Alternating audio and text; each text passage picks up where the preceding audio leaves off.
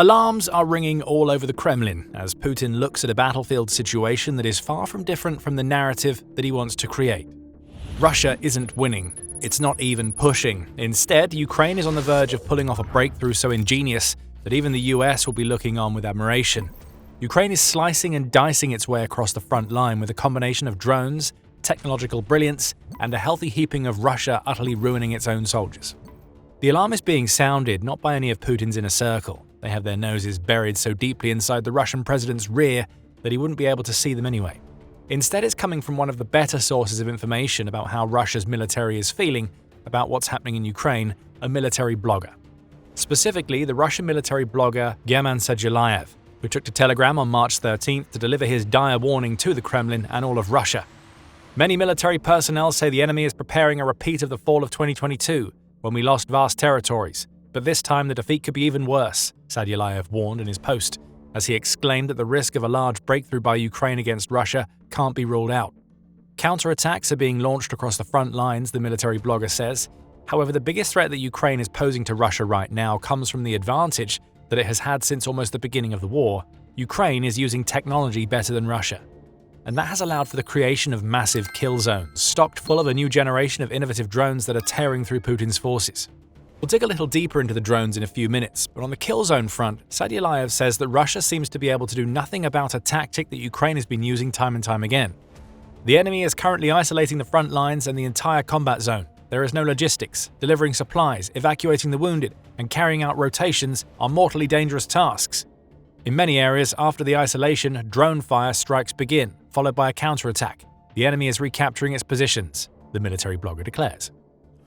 What this means is that Ukraine's ingenious strategy is allowing it to cut Russia's increasingly isolated troops off from the support that they need to mount a defense, never mind sustaining the never-ending assaults that Putin demands. This is the kill zone strategy that Ukraine developed, coming to fruition in an insane way, and it's stopping Russia's forces in their tracks while setting up for the substantial gains Ukraine is already making and plans to make in the future. We have talked about Ukraine's kill zones many times before.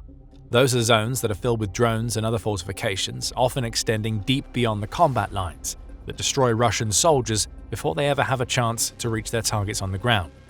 The Telegraph reports that the kill zone strategy was born as much from necessity as it was military ingenuity, though it is now a combination of both. Ukraine knows that it can't match Russia man for man in terms of sheer numbers. Its solution has been to create what the Institute for the Study of War calls a wall of drones defense, which has been designed to blunt the Russian manpower advantage to the point where it can't be as telling as it's supposed to be. The kill zones are key to this choking off of Putin's patsies, as Ukraine's vast drone production mechanisms have allowed it to expand these dangerous zones up to 3 times their original size in some areas of the front. Wes O'Donnell has also highlighted this in a March 16th article, where he explained that it has only taken a matter of weeks for kill zones that once stretched an already impressive 31 miles behind the front lines to grow as deep as 93 miles. What this does is very simple. It stops Russia's forces from moving forward. That would be important in its own right. However, when taken in the context of the infiltration strategy that Russia started using in 2025, it becomes a true killer of the Russian approach. Last year, Russia started sneaking small units, often as small as 2 to 5 soldiers, into Ukrainian territory. The idea was that these infiltrators would bide in somewhere safe and then hold, await backup that could come through the gap in the Ukrainian defenses they exploited. It worked for a while, but now as Ukraine is expanding, that backup has more miles to travel through horrifying kill zones just to get to the infiltrators. Much of the backup dies before it gets anywhere close, and the infiltrators are left cut off from support while they wait, not for the soldiers that were supposed to help them, but for Ukrainian search and destroy units that are constantly on the hunt. For Ukraine, this strategy is a key manpower preserver, as one unnamed Ukrainian soldier told the Telegraph. The drones are constantly watching, constantly striking. It slows them down, it breaks their rhythm, and it gives us the space to control the battlefield without sending men to die, the soldier explained. But for Russia, this is a strategy that exposes all of the struggles that Sadulayev explained when raising his alarm. Russia's logistics are collapsing behind the front lines. Territory that was once thought to be safe is being turned into Ukrainian kill zones, which sets the stage for Ukrainian advances like the ones that we're going to be covering a little later in the video. And it's not just FPV drones that Russia has to worry about. Ukraine has also developed a new range of middle strike drones, which are key to the expansion of the kill zones that Ukraine is creating and then pushing into. These new drones allow Ukraine to hit key Russian military nodes in the occupied territory, such as ammunition stashes, command and control centers, and Russian drone operator headquarters. The more of this makeshift infrastructure that Ukraine takes down, the weaker Russia's rear becomes, and the more susceptible Putin's troops on the front become to Ukraine's advance. This is how you lay the foundations of a breakthrough. Weaken Russia in layers, then take back massive swathes of territory. But executing this type of strategy is easier said than done. We've already offered one hint about how Ukraine is doing it with our mention of the middle strike drones. But that is just one example of the drone innovation that is happening across the board, which allows Ukraine to isolate Russian soldiers and complete its pushes into the occupied territories. Sadulayev explains in his Telegram post, stating, "The situation on the front is dire. The enemy has once again gained superiority in the lower skies. Their drones have become more numerous and their quality has changed again." The military blogger adds, "Many drones are using fiber optics, radio drones have changed frequencies, are using mother drones and so on. Our electronic warfare isn't helping, and even our drone detectors aren't signaling. The enemy is flying in flocks of several hundred drones in swarms and is using AI."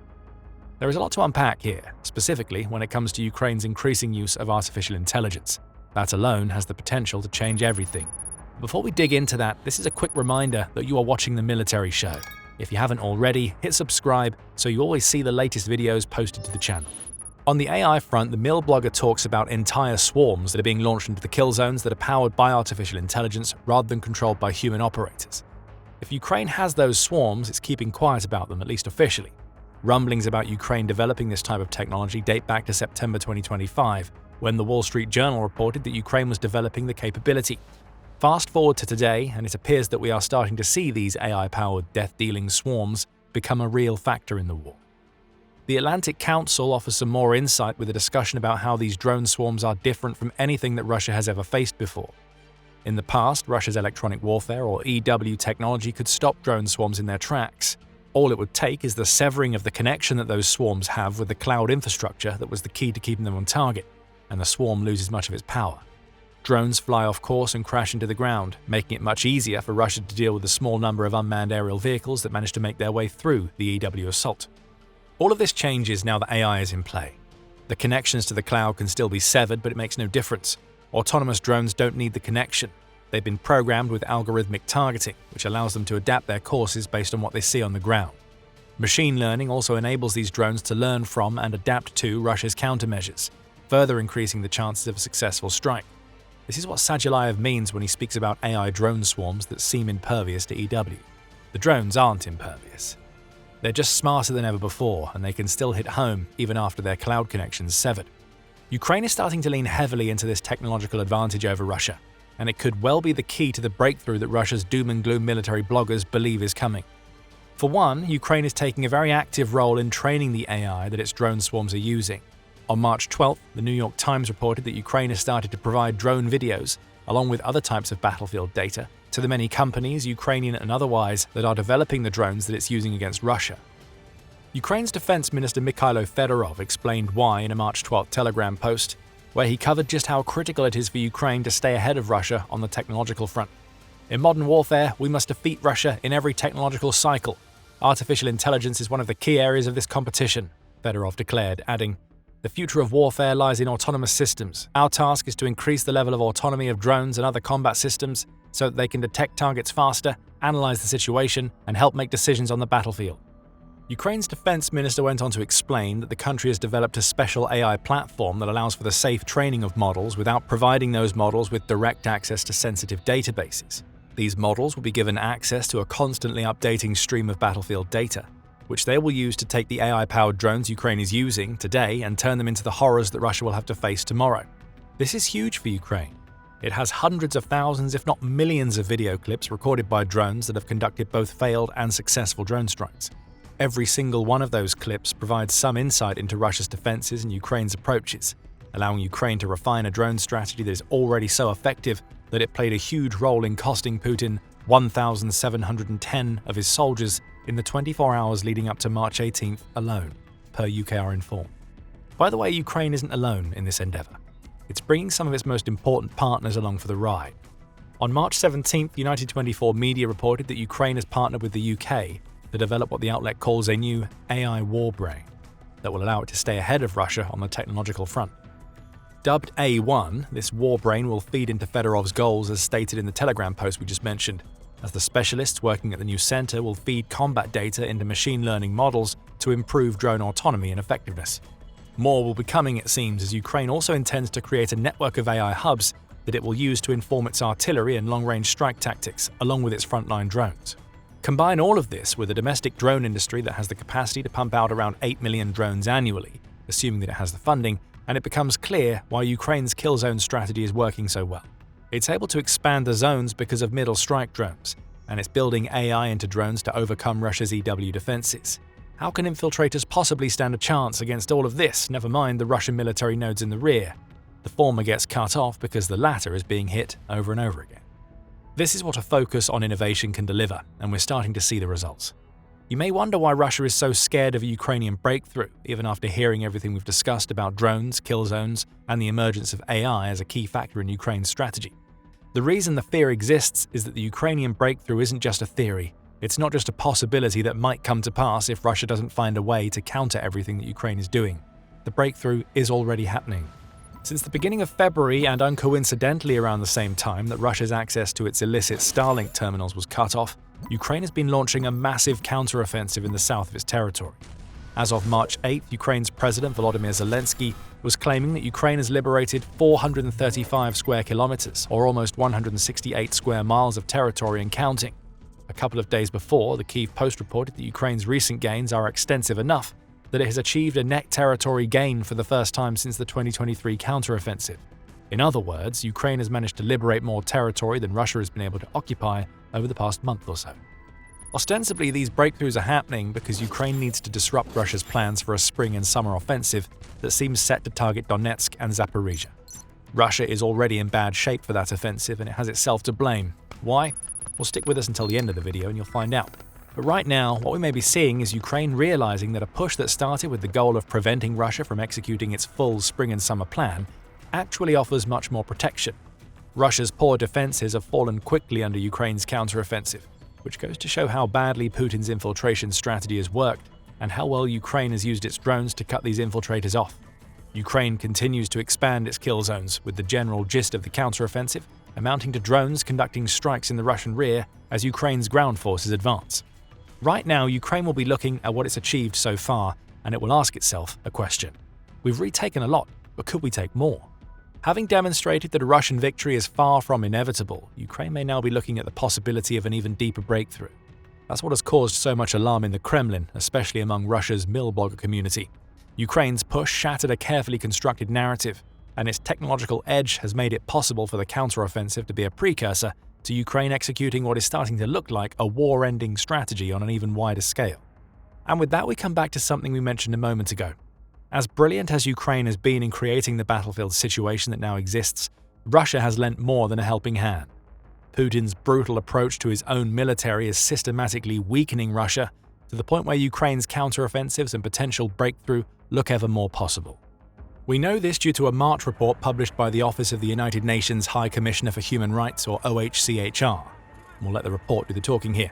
The testimonies analysed show the military commanders arbitrarily imposed, practiced, or tolerated extreme violence and coercion against soldiers as punishment for refusing to participate in military operations that meant almost certain death, and for withdrawing from the front line, even when this was justified by injury, lack of ammunition, or food and water.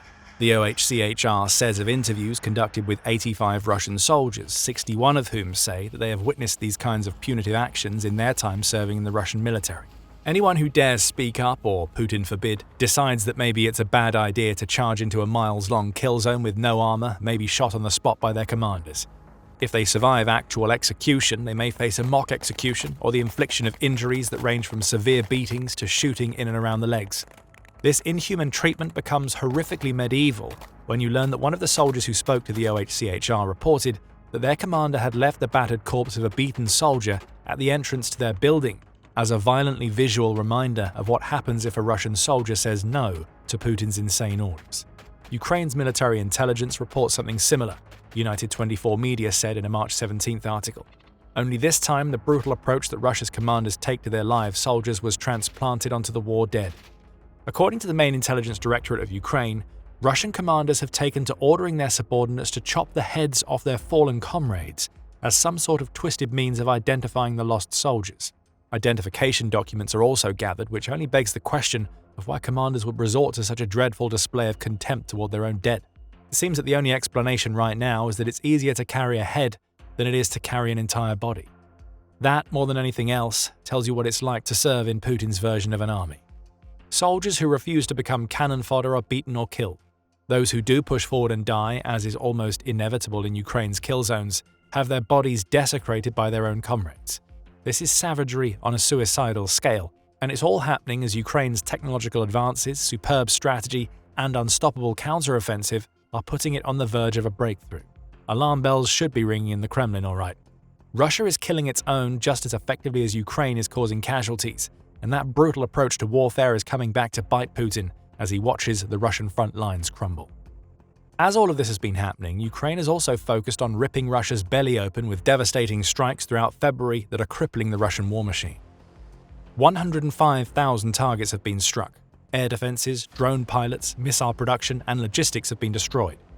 And you can find out all about it if you check out our video, which covers how Ukraine is transforming the way that modern wars are fought.